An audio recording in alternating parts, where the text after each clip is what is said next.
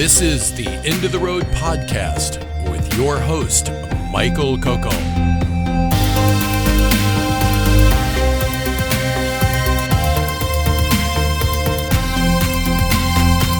Exploring the horizons we never touch because we're already there.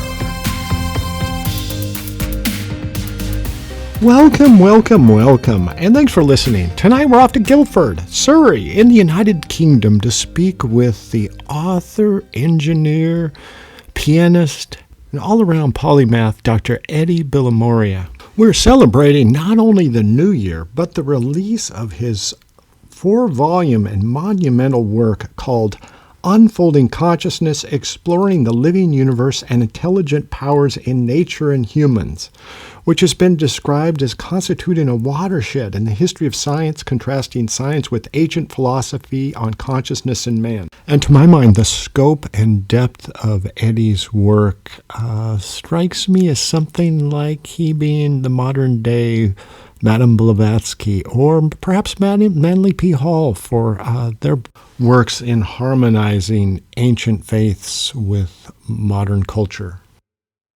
And my sense of so much of what Edi does is harmonizing, which is a wonderful characteristic and trait, because bringing things together embodies the wonderful forces of light and love, that wonderful potential that humans have. But just to give you an example, that it's not only his book that harmonizes, but his professional life.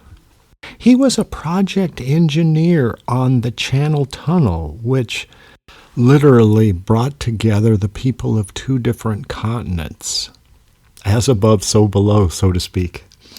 Also, his work as a petroleum engineer allows people to travel to connect with each other. And I know petroleum is much maligned, but historically it has allowed connections of different people, different cultures that might not have previously had the means to travel and connect with each other. So without further ado, here's Dr. Edi Bilimoria. And I must say that he's a delight to interview as well, and harmony just exudes in the kindness of his soul.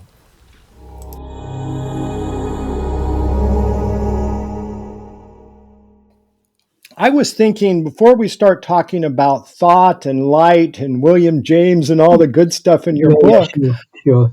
I also know that, you're a concert pianist, correct? Well, almost. I'm a pianist who gives concerts.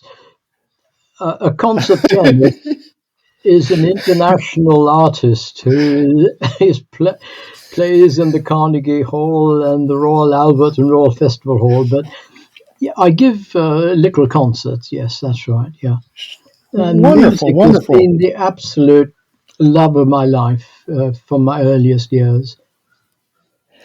And I would love to sort of blend it into sort of this more philosophical discussion as well. Do you compose? Do you compose music, or are you just a performance? I don't compose. I've thought about it. Other than in my head, I haven't put anything down on paper. One is overwhelmed and overawed with the great masters, and to try and compose anything. Well, you're not trying to compete, of course not. But sure, yeah. Well, and I was looking at that from the perspective of how you viewed sort of the creation of music versus the performance of music, and how that sort of relates in sort of the bigger sort of project you have going on for consciousness, perhaps. Sure. Well, if you just want to explore that now, since you mention it, Michael, the creation and the performance,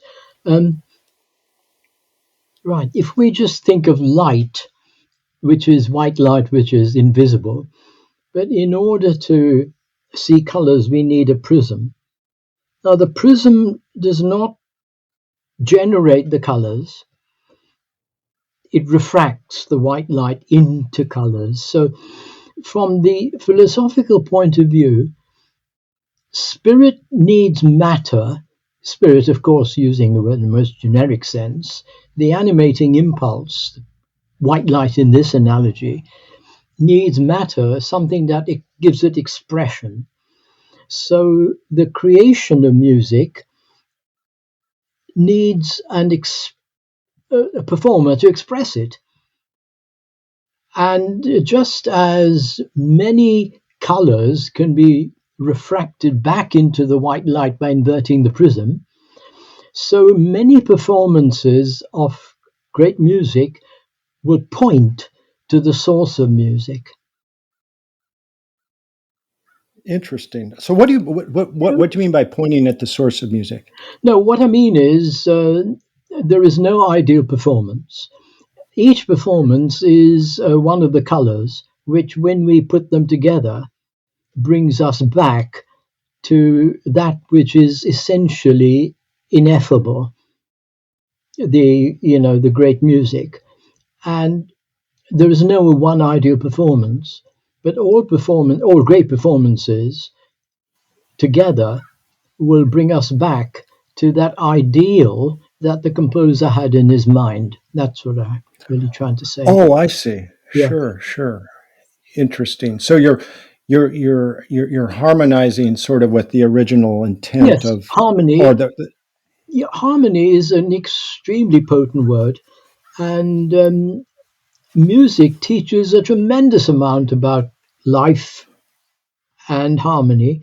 I mean, life echoes music, music reflects life, and harmony is one thing, Michael, because harmony is not all sweet sounds. Harmony, we all know, is the balance, the coming together of concord and dissonance. So it's the dissonance that drives the music forward. Mozart's great quartet, the Dissonance Quartet, the dissonance provides the grist in the oyster's mouth. So harmony is the coming together of consonants. I called it concord, consonance and dissonance. But dissonance is not discord, and that's the big difference. We need Sure. dissonance, but not discord. Yeah, absolutely. Yeah, Other no, things dissonance that is music teaches us about life. The other one is the great difference between power and strength. But I shouldn't be talking over you. no. But by all means, don't. Um, what I found interesting about your analogizing the human consciousness to the brain as sort of like a transducer in a Exactly. way, Yes, exactly. and So. and I wanted to sort of to get into that because what's really interesting to me is I'm not a concert pianist or a No, or a, my. or performer or anything. Or I'm not even classically trained, but sort of what Mm-hmm. I'm very interested in now, Mm-hmm. and so I'm going to relate this kind of toward neuroscience as well. Mm-hmm. Is African drumming and Yes. and the actual performing African drums in a way puts one into a trance, Yes. and in a way that sort of trance state, whether it's found in drumming or meditation or sort of late at night for me, almost the mind is kind of in a way shutting off almost, and you're allowing something else to come in that sort of isn't what I consider thought. I mean, that we're talking semantics here, but Yeah, you're of more, course. the mind becomes more open and receptive.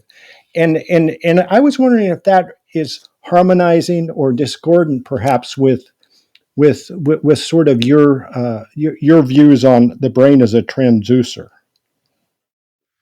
Well, you've said something extremely important that the drumming or any other techniques really puts one in touch with one's true self without the interference of all the concepts and the chattering mind, and enables us to enter the silence, so to speak. So, transducer is one um, simile or metaphor, of course. The other very powerful one is transmission. And that's one that William James used to great effect. And what we see now in evidence through all these near-death experiences where, and also terminal lucidity is another classic example I would submit, Michael, where the fleshy brain, the sort of the organic brain, is quietening down, but as a result of that quiescence, the inner person, the light of the mind, has a far greater opportunity to shine through rather than being trammeled and obstructed by all the thoughts and all the left brain concepts. Right, right. And is so the thoughts almost, so I think we can agree that thoughts in a way get in a way, and then the silence allows Yeah. a different sort of Yes. phenomena to occur. Yes. The silence allows a different quality of mind. Yes. Yeah. And of course, by thoughts we mean the left brain conceptual thoughts. I mean, thought is a big word to use. Right. And I know this is almost issues with semantics, but Mm. there's a huge body of Western philosophies, like thought is primary, Mm. that those sorts of schools, and it's almost like I feel like it's almost that is not where the action is at in the interesting parts of consciousness, the actual, like you said, the chatter, the thoughts, but there's something else that sort of the Yeah. practice is sort of to evoke it or get in touch with it. Yes. I mean, the problem is semantics. There is primordial thought, and this is where really the Sanskrit language is far richer and more nuanced in expressing these various grades. So talking of thought with a small t as opposed to primordial thought, there is that wonderful, wonderful saying of Schiller, who Beethoven immortalized, of course, that the universe is the thought of deity. And since this primal thought has, so to speak, overspilled into manifestation, therefore it is the duty of all thinking beings, and thinking beings again, to rediscover the original design. So Schiller said the universe is a thought of deity. Arthur Eddington, in the great days of relativity and quantum science, said the universe looks more like a great thought than a great machine. So these great people are using the word thought in blazing capitals, of course. Right. And what in Sanskrit correlates with that sort of primordial thought as opposed to the sort of more pedestrian thought that we equate it with in sort of common parlance? Well, in Sanskrit, the word is Mahat, universal mind, and there is Purusha, the archetypal of man the thinker. Yeah, interesting. So another way of sort of, and I wonder if this resonates with you at all, is that almost that the way that we can approach sort of these interesting states for me, or these interesting levels of consciousness, is almost through disassociation in a way. And I know that's another sort of loaded word, but where we approach sort of what's interesting in life, these important things, almost it's almost paradoxical how we have to get there. Almost Yes. to find a thought, we almost have to forget the thought. To find the self, we have to forget the self.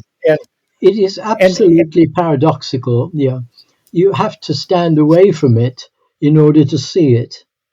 So to embrace paradox is very, very important.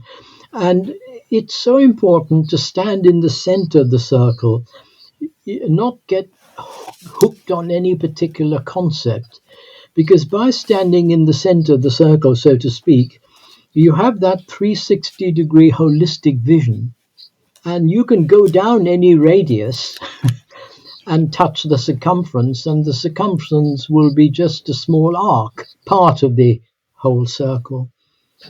So it is paradoxical that, again, that wonderful saying, "Give up thy life if thou will find life." So what does giving up thy life, giving up thy thought means? It means giving up the outworn concepts. That's one way of looking at it in many ways. But to give up your life in order to find life means get rid of the concepts you have about life, get rid of the past, shed the outworn thought concepts so that you can live in the present. So easy to say, isn't it? That So sounds easy good to, to me. so easy to say. Yeah, yeah. I, Uh, I think you could write a 4-volume book on how easy that is to say, like you've done. oh, thank you. But seriously, there are these moments, and rather more frequently than most people would admit. But it's a question of being aware of those moments and catching those moments when thought stands still, facing a beautiful sunset, seeing an act of great heroism, um, falling in love, the usual one, when there is a dissolution of the personal self and a merging of the personal with the beloved. All of these experiences lead one to the understanding that the more one can operate through thought rather than with thought, the closer one will approach reality, for want of a better word. So thought is never to be despised, because of course not. But the reality is not against thought, it is beyond thought. And the ultimate reality is not opposed to thought, it is above it. Right. And And here that's we come, to the huge problem in science with thought, because thought as such, the trying to understand the universal and God and such things using thought, as scientists do, is trying to engage the intellect.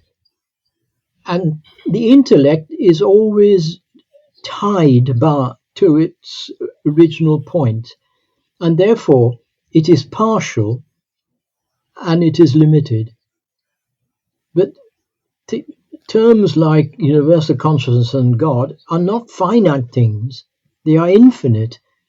So you cannot use thought, which works through finitude, to try and discover the infinite. So thought can neither prove God, inverted commas, or disprove God.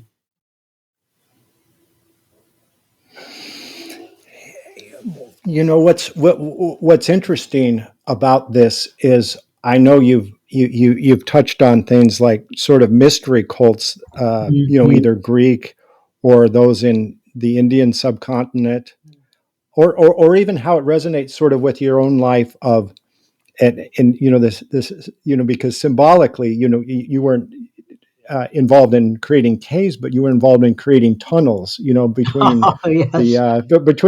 between the British Isles and Yeah. France, in French your times. engineering Yes. practice. Mm. And so I was thinking about that, this idea of thought. There's something about sort of the practice, and I believe in some of the Greek mystery cults, they call it dream incubation, Mm. Mm. almost that almost thought is a way that we talked about it. You sort of can't approach it directly because to my mind, when you focus like the bright light of thought on something is a way to sort of it sort of obscures sort of because they're the attention is focused on that, and the object to sort of appreciate it more is to sort of receive the or allow space for what's to come in, as opposed to like shining a bright light on it in a way. And that's what I was really interested in. If you had any thoughts on sort of these traditions in mystery cults arising out of caves, and whether that plays a role, or whether it's all good, because like you said, you've got Beethoven. I mean, that's going to connect you with different things too, obviously. Yeah, most certainly. I think indigenous cults, so-called, have a lot to tell us. At the very least, they show how they are connected with nature in the way that we seem to have divorced ourselves from nature. And why the cave? Why the forest? These are all places where the hubbub and the noise and din of the city can be set aside, and one could be more in touch with nature.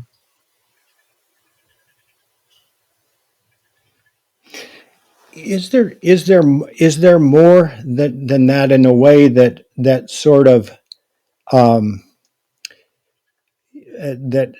at nighttime, that there's sort of a different sensitivity in our Yes, consciousness than in the day, and yes, most that certainly. perhaps a cave would sort of engender that sort of Yes, environment more than. that's a very good idea. I never thought of it that way, but nighttime, when the world is, at least around us, our world is more quiescent, is certainly a more productive time for a lot of people rather than the light of day. Yes, most certainly.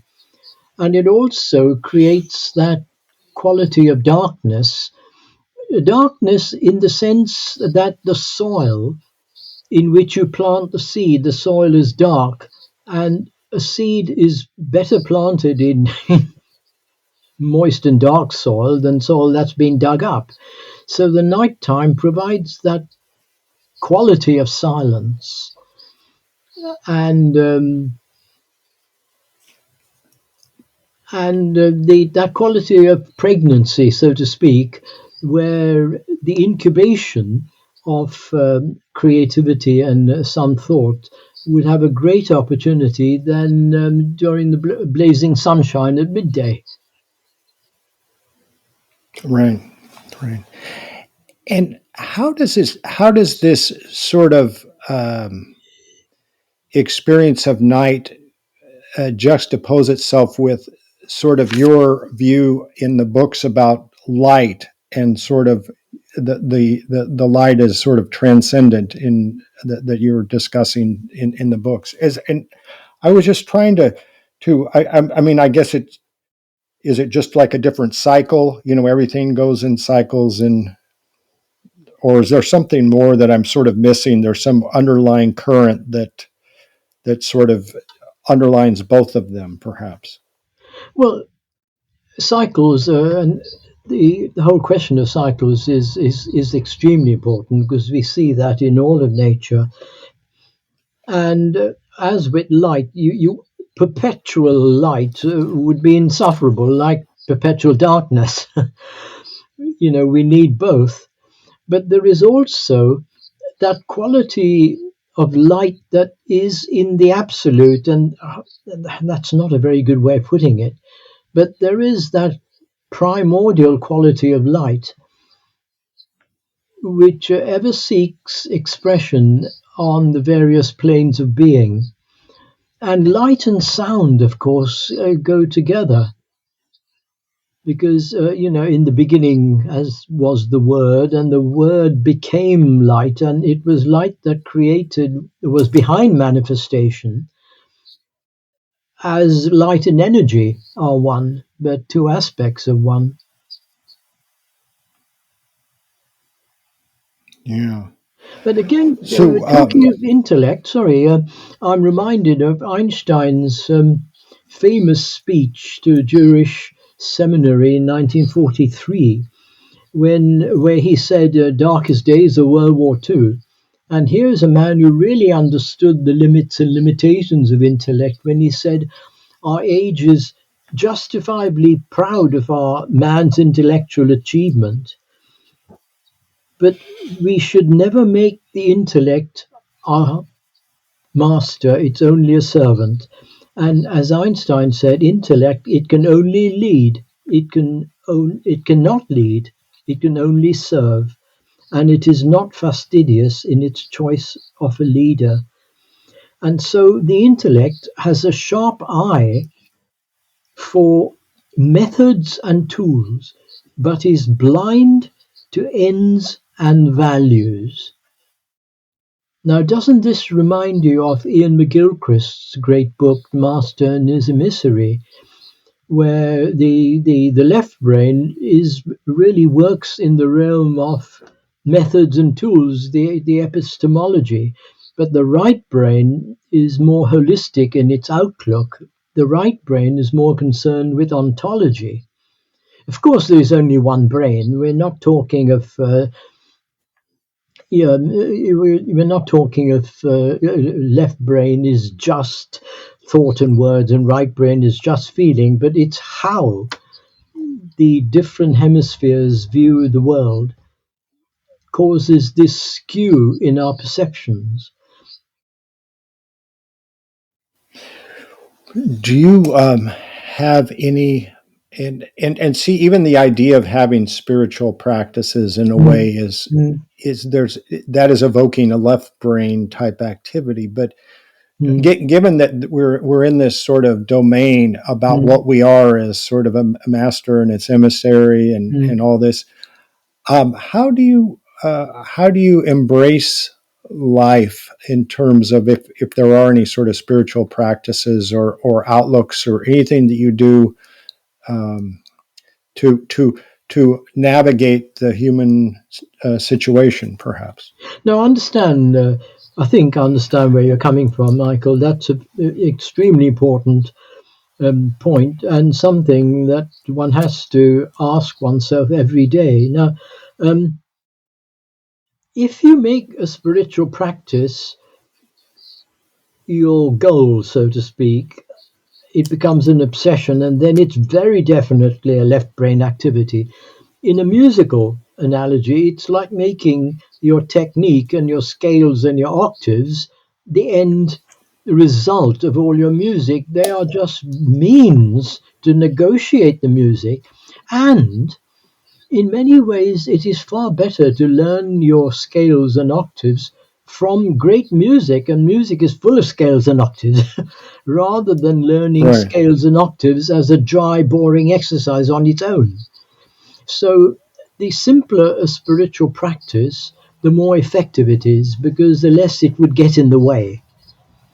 In terms of navigating life, certainly, from my perspective, I would submit it is acutely important to be aware of distractions, to be aware of negativity. Now, I've never had a television, and there's only one thing I boast about in life, which is I've never had a television. And I don't intend to have one either. I don't have one now, but I have a cell phone, unfortunately. Well, yes, that's an occupational hazard of modern living.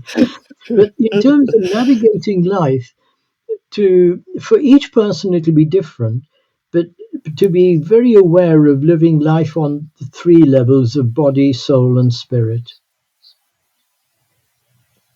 And there's more than enough talk on food, what we should eat. There's not enough talk on how much we should eat, which is equally important. And there is very little talk on spiritual food.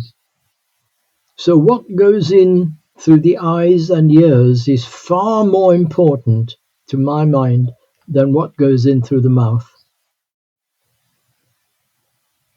Yes.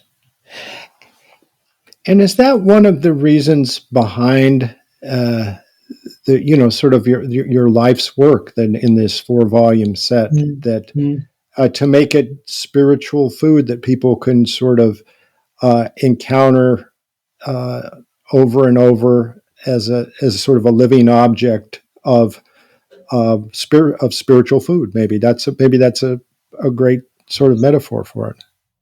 That's a very kind and generous way of putting it. I would like to think so, but I would say that the whole idea is to integrate science with religion, philosophy, and the arts, and to show how each fertilizes and feeds on the other. And there is no question of knocking science. We owe every gratitude to science. But when science steps beyond its legitimate bounds, then it creates all the problems we see around us. So I would hope that the 4 volumes have put it in simple terms, but certainly not simplistically, with copious references, because to work as a real scientist, you've got to back up what you say, and also to underpin everything with reference to the eternal wisdom known by all sorts of terms like perennial philosophy and theosophy, but it is one wisdom. Yeah. Well, I think Madame Blavatsky had a lot of footnotes in her work, as I recall, and was very prodigious as you are. Thank you. Yes, well, her footnotes again go to show that this was not her invention. She was backing it up. So, yeah, that's right. Yeah. So we sort of touched on this before. Your background is you're Parsi and then Zoroastrian. Am I correct by ancestry? Yes, that's right. Yes. And Zoroaster, that's that is one thing that I would like to study in more detail, just because it forms sort of the foundation of so many Western beliefs, including Christianity, Gnosticism. Yes, I mean, he was an amazing, prescient person. Mm. Yes, one could does that? Sorry, go on. No. Go ahead. No. You're saying, does that about Zoroastrianism? I was going to ask if that is something that has guided you, or or just what your relationship is with it. Right. Well, certainly. Put it this way: in order to be a linguist, you've got to start with one language. You can't learn all of them at the same time. So, the Zoroastrian Parsi religion was the religion I was born into, but I passionately subscribe to the universality of all religions. And through the Parsi religion, which is one portal, it is a wonderful portal, but the Christian, the Islamic, the Hindu portal are equally wonderful. One can see the universality of all religions. And one of the chapters in volume 2, I think it's chapter 8, I've gone to very great pains to show, again with lots of references, how the esoteric kernel of all religions is essentially one. They all talk of the immortal principle expressing through the mortal. They all talk of what we might call reincarnation. They all talk about karma. But each religion shines a light, not a particular color of light, but shines the light on a particular aspect. So Christianity, of course, has put the emphasis on love. Be nice to see more of it. The Buddhist philosophy has put the emphasis on meditation. Christianity puts more emphasis on prayer. It doesn't mean the Christians don't meditate, but the emphasis is more the prayerful attitude to the divine rather than the meditative attitude to divine. So my dream would be to to see and to show how religion is indispensable to our lives, because our moral and ethical capital in life comes from religion. There is not one word on morality in science. Science is Hmm. amoral. It doesn't mean it's immoral. I mean, some scientists can be either or both. But there is nothing in science that teaches us anything about morality. So we need science to live productively. We need religion to live morally. And we need philosophy to live ethically. So all of that must come together. Yeah, and that's what we were talking about before, spiritual food in your 4 volume Yeah, set that spiritual comes food. together in your books. Yeah, Yeah, no, that's just wonderful. The evocation there yeah. of uh, of religion, and I think it's a message that like, and I think is sorely needed. Obviously, Yeah. And let's remember that religion means comes from etymologically re, ligare, to bind back, ligare as in ligature. And I would suggest that it is exactly the same root meaning as yoga, which comes from yuj, which means union. Now, what are you unionizing? What are you binding back? You're binding back your personal self, your day to day, to your universal, immortal self. Now, you can do two things with a ligature. You can either hang yourself with it, or you can use a ligature as a rope or an umbilical to ascend to a higher realm. hmm. And let's bear in mind that the greatest of scientists, that was my last talk, the greatest of scientists openly acknowledged the divine. They were not sectarian. I mean, the prime example is Isaac Newton, but Schrödinger, Einstein, of course, Wolfgang Pauli, Heisenberg, they all talked of a divine principle. And if only Right. scientists would listen to their greatest luminaries, I think that would shine an even brighter light on science now. Do you think that, given the insights of quantum physics Mm, about sort of the the fact that we're participating in it also, and sort of the interrelationship of time and space mm. and everything is sort of humbled science to sort of or has at least caused some thinkers to embrace these sort of I don't even have the language to say it, but the ineffable Yes, nature I of do. reality, I even do, by science, Michael. Yeah, yeah. even of science. Yeah, I see exactly what you're saying. Quantum physics has made a tremendous impact on science and on human consciousness and society by showing with clinical evidence from laboratories all over the world about entanglement that at a deep level we are one we are entangled, or we are what we do to one person we do to ourselves and to everyone else. So quantum physics has shown what the Christ said: what ye do to each one of others, ye do unto me. You do unto me. Yes, So what you do to the least of them, yeah. yeah, so that's so Christ was a quantum physicist in that sense. He didn't need to be; he knew it.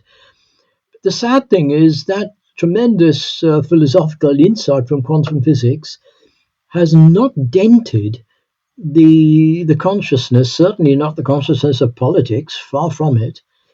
But the other thing that quantum physics has shown, as put so elegantly by Sir Karl Popper, that the very program of materialism has shown that materialism has transcended itself. Materialism has transcended itself. So Sir Karl Popper and Sir John Eccles, the Nobel physiologist, wrote in their great book, The Brain and Its Interactionism, that we are forced to invoke some idea of what they call the supernatural, which is not of the quality of physical matter. So quantum physics is the crown jewel of physics, and it shows we live in an organic world. Newton said that this world is like a great animal. Blavatsky said, all of existence is one thing, one great being. It is not a load of separate beings stuck together like a jigsaw puzzle.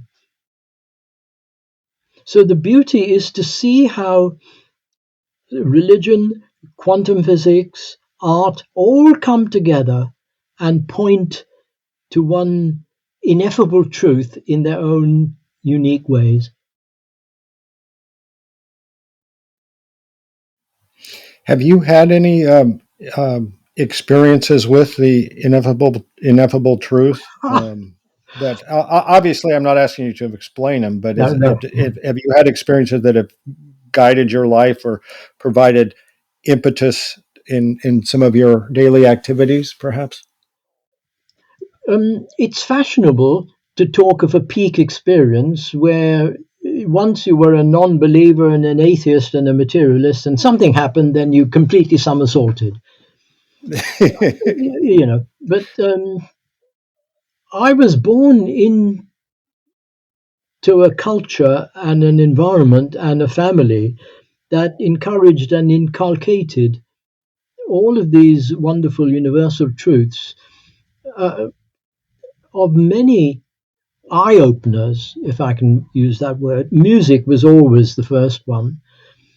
But at school in India, before we arrived, and I arrived at the age of 13, so it must have been around about 10 or 11, we studied the Mahabharata and the Ramayana, the two wonderful epics. They're not just Indian epics, even though the language is Indian. But the Ramayana particularly opened my eyes to not the possibility, but almost the probability and the fact of the non-physical realms, that there are powers and forces in the universe that are unexplained through science and not of physical nature. The other experience would be just my own absolute hypersensitivity as a child. The other experiences would be the great literature and the great arts and the great sciences. So all of these come together.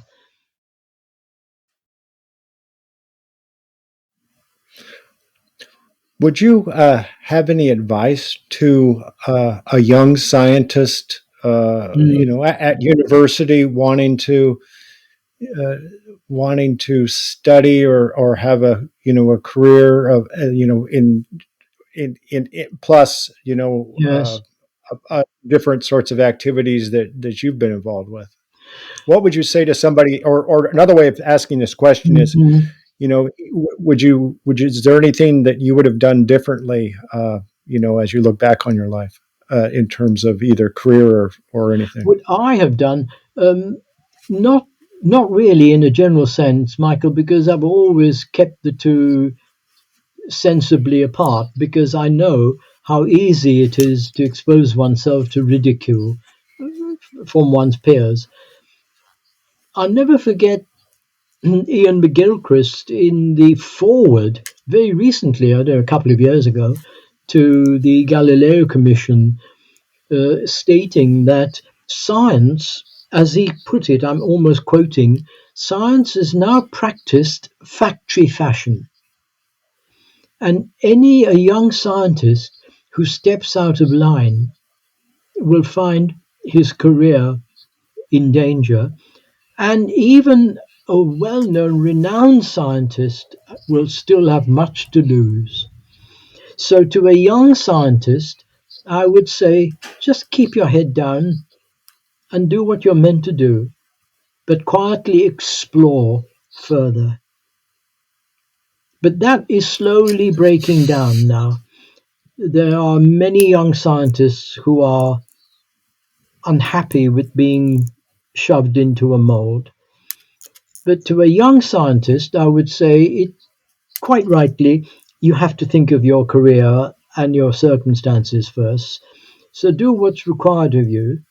If you disagree, be careful, but be brave. But get Yes, any of your people who ridicule you, get them over the weekend, and they will soon show another side of themselves. There are closeted scientists who are different when they are on their own over the weekend than with their peers in the laboratory. But things are improving. I can certainly see that. yeah, and it sounds like you're describing a religion that if you don't agree with the dogma or the doctrines, you're going to be excommunicated, Yeah, which is yeah, what a lot of exactly. Which is scientists have exactly what experienced. Yeah, happens. Yeah, yeah. yeah.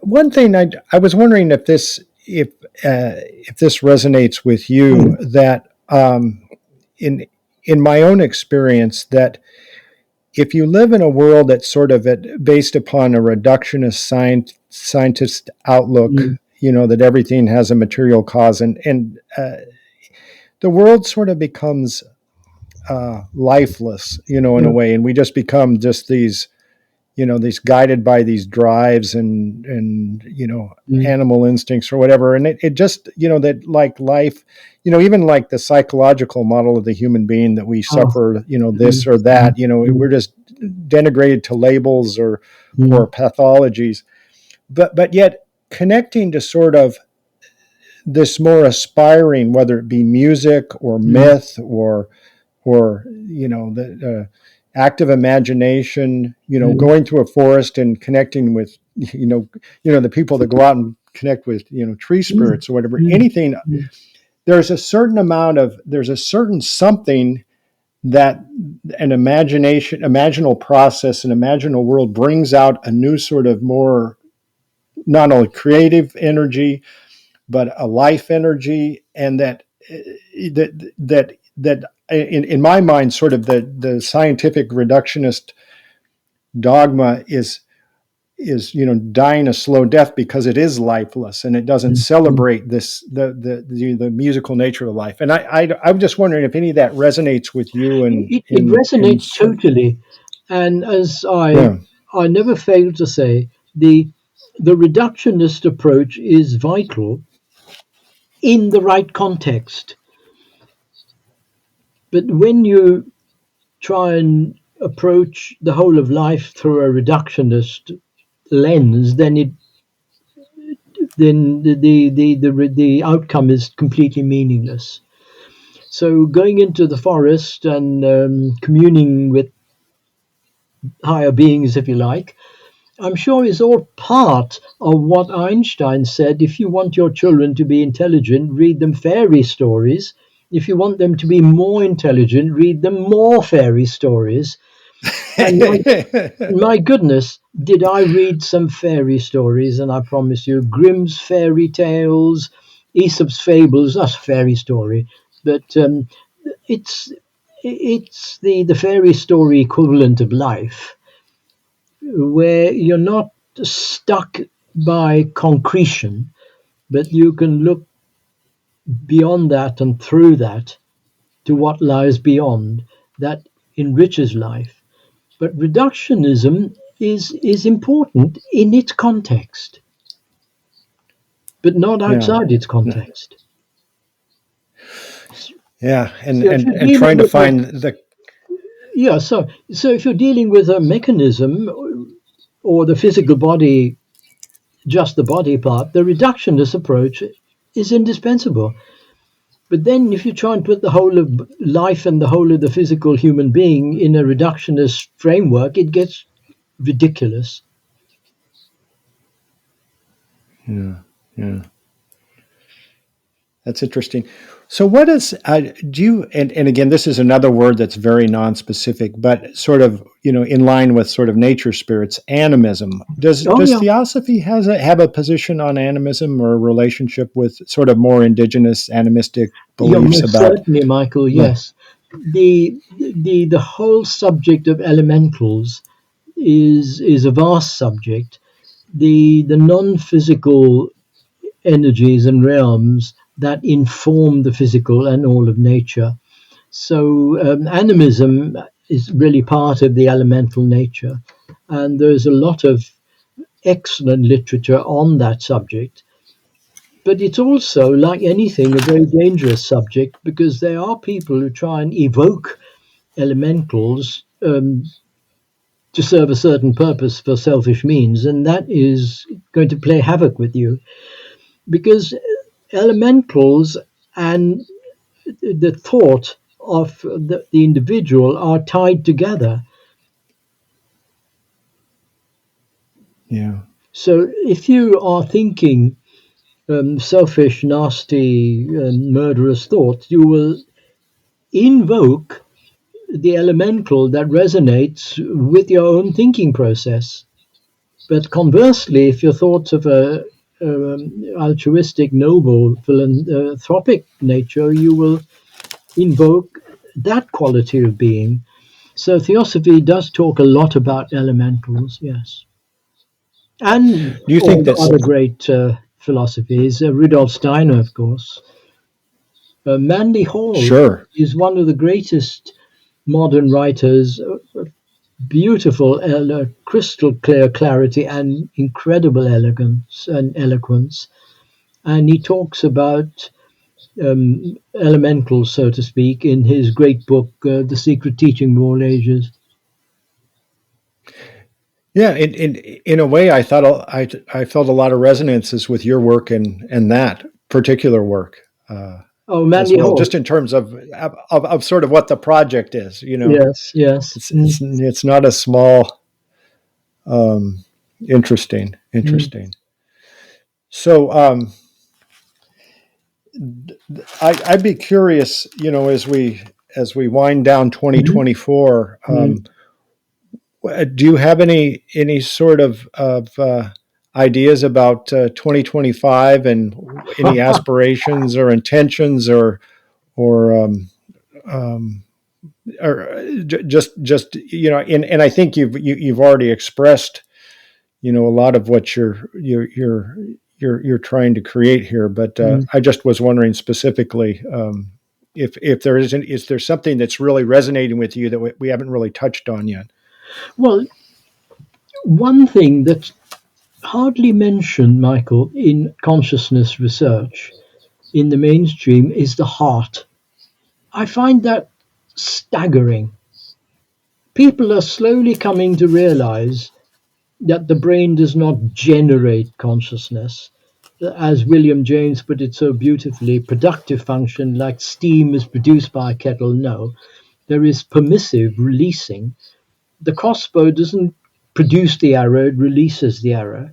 Or you can use the analogy of a reducing valve. So the lower the brain state, the more open the reducing valve to allow that flow of creativity. But the most important is transducing or transmission, where the brain acts rather like a prism. And then William James quotes that wonderful poet Shelley that life, like a dome of many colored glass, stains the white radiance of eternity. One can live with that for the rest of one's life. So the many colored glass is our personality, our thoughts, our concepts that refract the white radiance of truth, the white light, into all those colors that we call sorrow and joy and anger and all the rest of it. But coming back to the heart, that wonderful Neoplatonist, Thomas Taylor, he said that light, when viewed subsisting in the fountain, the sun, there is light immediately proceeding from the sun, and there is the splendor communicated to other natures by this light. Now, the light, when subsisting in its fountain, the sun, that is consciousness in the heart. The light, when it precedes the light rays, then it is the communication from the heart to the brain, and the splendor communicated by the light to other creatures is the generative system. So, in terms of consciousness, the heart is the center, the seat of consciousness.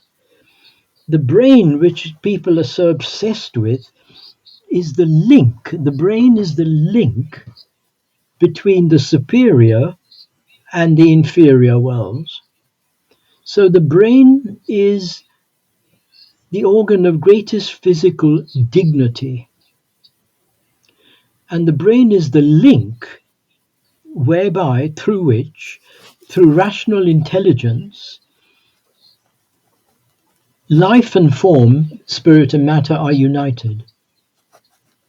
And finally, the generative system, which is the organ of least physical dignity but greatest physical importance, because it is the source of power through which physical organisms are produced. But what I'm getting at all the time is the complete neglect of the heart. And the Heart Math Institute in the United States does wonderful work showing the role of the heart, not just as a pump, but as really it has a magnetic field and an electromagnetic field several orders of magnitude higher than the brain. So the brain is the link through which life and form are united. So concentrate, I'm telling science, on the heart as well. Don't ignore the brain. Think about the heart. And finally, on this, sorry I'm laboring the point, Blavatsky put it again in her incredible way that if we subscribe all our thoughts to brain work, it is only because the brain is in that mansion we call the human body, that mansion. The brain is the door that opens out into the external world, into the objective world. All the other doors are internal, private doors through which pass the sensations and feelings and memories.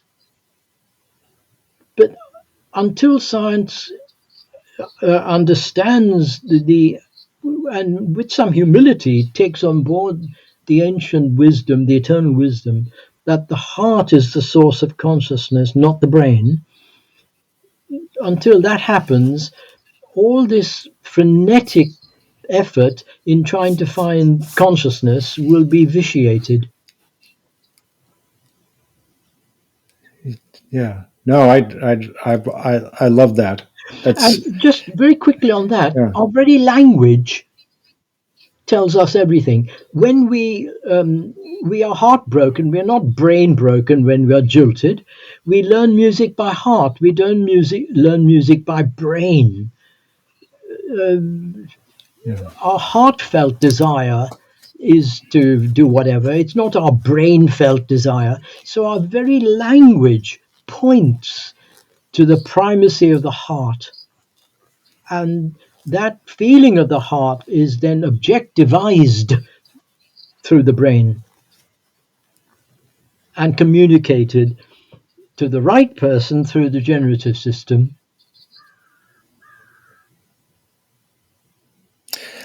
Yes, I really like that, and it's almost like we were talking earlier about Ian McGilchrist and his work, Mm, Master and His Emissary. It's mm. almost like the master is the heart, and that the Yes. emissary Yeah. is. I mean, he didn't describe it that way, but No, just no. kind of like the primacy of the heart, Mm, and and you mentioned this has been ancient cultures. This is the and for me, so much of like. The idea that we're egos and individual selves. I mean, I mm. think a lot of that comes from the brain. The heart is, we're all sort of this greater unity and Yes. Yes. The a well purity that of. Mm, it's really not about us. I mean, it's really not about our individual selves. It's this mm. deeper current that's down below the brain and the heart and even lower. I mean, we Yeah. have consciousness in our even lower than our hearts, Well, in it's our in everywhere, our but those yeah, are the yeah. main centers. Yeah, it's everywhere, Yeah, please. Yeah. like Yeah. the hara and the hara and the Yeah, tendon, that's and right. I mean Mm, all these cultures, mm, and I guess what I was talking about earlier about this disassociation is when I was talking about disassociation, it's almost like that we become our consciousness becomes lived throughout our body, lower mm, down through our heart or mm. through our hara, as opposed to the flickering candle of the mind. Yes. Yes, entirely. Yeah, yeah. Michael, Well, it's that's a no, but that's pleasure to speak with someone absolutely. who really, I mean, complete resonance with what you say, and I mean that most sincerely. It's a Well, great pleasure to be to be with a resonant soul. well, that's coming from you. That's a great honor, sir, and I Thank you. I, I I really definitely mean that. appreciate it. Yeah, and and even I will sing in harmony with you to my ability as long as I'm Thank you able, very much. because I Yeah. really appreciate the wonderful work, and I encourage people, if they're interested in getting the work. Do you recommend people in the United States that I know you have it's a British publisher, right? Yeah, The yeah. Hmm. uh, I'm assuming other than Amazon, or are you recommending any outlets for the work, or how best can people contact you, or get in touch with your work and your I, I would biography say and everything? through my website, Michael, Edi Bilimoria.com, and that'll have the various details. There is also an ebook, and I'm not a great fan of ebooks. There is also a condensed version coming out, and I don't like condensing, but it has its place. Oh, did somebody do that to Madame Blavatsky too? What? Ebook? Oh, I could, no, Oh, or condensed. condensed Oh, yeah, version. yeah, yeah. I'm just teasing. Definitely. Yes, definitely. Yes, condensed and abridged. Yeah. Yeah. Finally, Michael, if I may just be allowed to make one point in view of Oh, what's happening, absolutely. in view of what's happening in the world now. Um, the besides getting out into the world, that's not too arrogant. The importance of the heart, in addition to the brain and other things, I would like to get out into people's minds the fact that tyrants and dictators of any nation are weak people. Why? Only a weak person will not tolerate criticism. It is a strong person who will say, okay, I think this, but now what do you think? A strong person will tolerate criticism. A weak person will torture, maim, execute.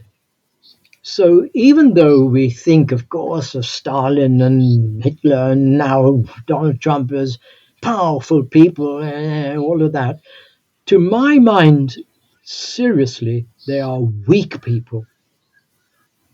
They will only appoint their own kind. They cannot stand just criticism. I don't mean foul mouth criticism, I mean honest discourse.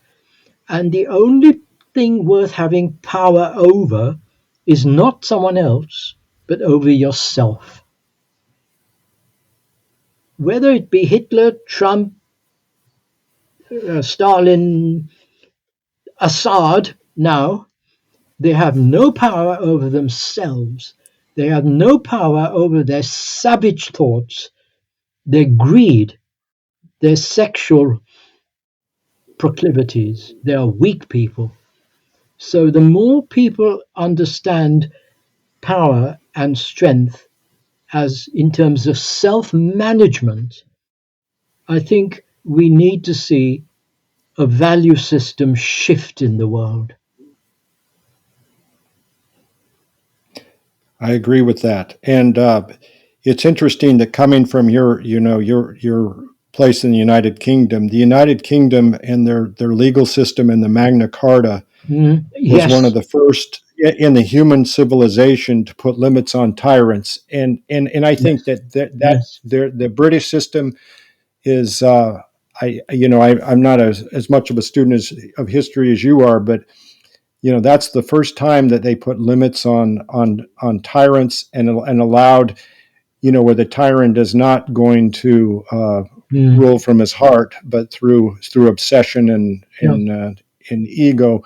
It enforced that a collectivism that had not been seen before in the world, and I think that's if there's a group of, well, I'm just going to leave it at that. Yeah. But that's a wonderful example. United Kingdom. That's a wonderful example. The Magna Carta in Runnymede, yes, does stand as a beacon of justice. Yeah, and it's a beacon that's lasted for thousands of years. Yes. Yes. Well, I guess at least 1,000 almost, but it's brilliant. Good job. Thank you, Michael. And we're much appreciated in that legacy that even though there's always, as Winston Churchill said, democracy is not the best, but it's all we got. Until it's well, I don't know. I don't know what the exact quote was, but it's something related to that. Something like that.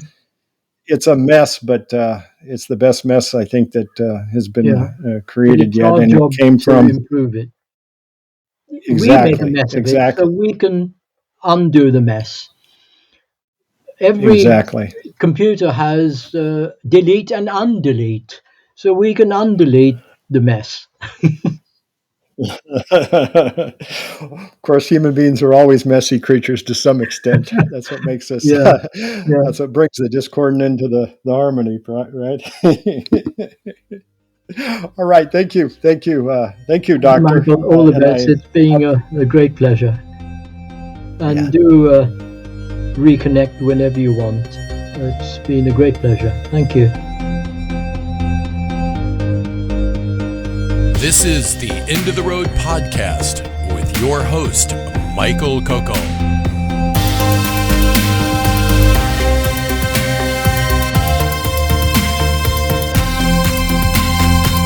Exploring the horizons we never touch because we're already there.